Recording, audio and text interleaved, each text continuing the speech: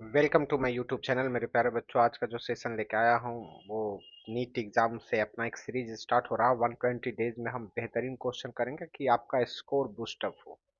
तो 2 दिन से वीडियो नहीं आ पा रहा था क्योंकि तबीयत बिल्कुल नहीं सही था। आज थोड़ा बहुत तबीयत सही हुआ है तो सोचा वीडियो बना देता हूँ आप लोग के लिए। तो ये क्वेश्चन आकाश के टेस्ट सीरीज में आया हुआ है, काफी बढ़िया क्वेश्चन है। तो देखिए, इस क्वेश्चन को हम सॉल्व कैसे करते हैं, क्योंकि इस बार जो आपका नीट का पेपर आ रहा है बिल्कुल न्यू पैटर्न पे है। न्यू पैटर्न का क्वेश्चन है, इसमें स्टेटमेंट ए बी सी तो तीनों आपको देखने को मिल रहा है। तो चलिए इस क्वेश्चन को हम सॉल्व करते हैं। तो इस क्वेश्चन में देखिए, एक कंडक्टर है, हॉलो कंडक्टर है, दो कंडक्टर है, एक आउटसाइड है एक इनसाइड है। इनसाइड वाले को हम अर्थिंग किए हैं।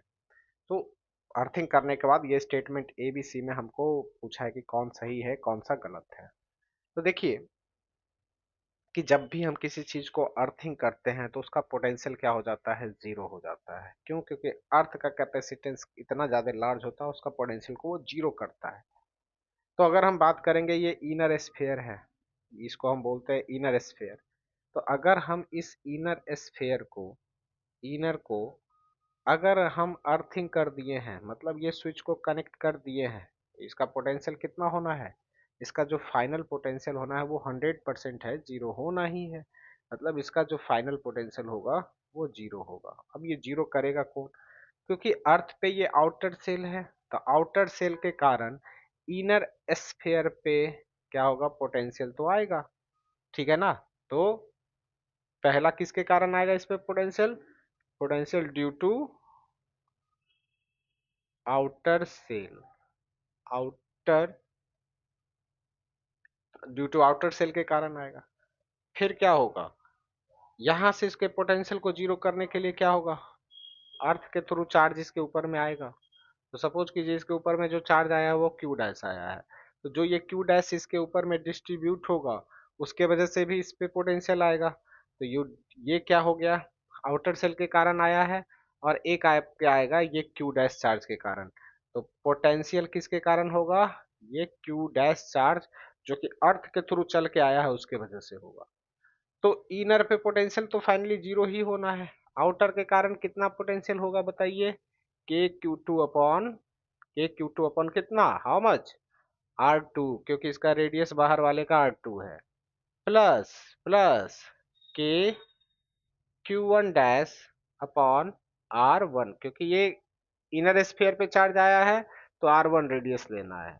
तो यहां से अगर हम देखेंगे, K q one dash upon R1 equal to minus K q two dash upon R2।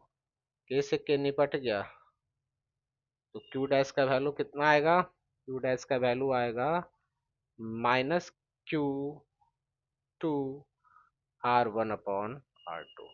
मतलब option number, statement number C सही है। स्टेटमेंट नंबर बी सही है, क्योंकि इनर का पोटेंशियल कितना होता है, जीरो होता है, ऑलरेडी जानते हैं। तो इनर का पोटेंशियल अपना जीरो होता है, तो स्टेटमेंट नंबर सी भी, बी भी सही है। अब स्टेटमेंट नंबर ए कैसे सही है ये चीज देखते हैं, स्टेटमेंट नंबर ए पे। तो देखिए स्टेटमेंट नंबर ए कैसे सही है, अगर इसके ऊपर में चार्ज है Q1 डैश, तो ये आउटर स्फीयर का क्या होगा, क्योंकि यहाँ पे तो आउटर स्फीयर थोड़ा सा सपोज कीजिए थिक है, तो इसका दो लेयर होगा, एक आउटर लेयर होगा एक नीचे का लेयर होगा। तो ये यहाँ पे कितना चार्ज को खींच लेगा, माइनस क्यू डैश चार्ज को इधर खींचेगा। तो बताइए इसके ऊपर में रहना है टोटल चार्ज Q2, तो आउटर पे कितना रहेगा, आउटर पे रहेगा Q2 माइनस क्यू डैश। तो बताइए आउटर स्फीयर पे जो ये आउटर लेयर है, ये आउटर है, क्या इसके ऊपर में चार्ज जीरो है, नहीं है, तो बोला है नॉन जीरो। तो ये भी स्टेटमेंट सही, इस पे कितना चार्ज होगा, Q2 माइनस क्यू डैश होगा। तो स्टेटमेंट नंबर 4 सही है। काफी बढ़िया क्वेश्चन है।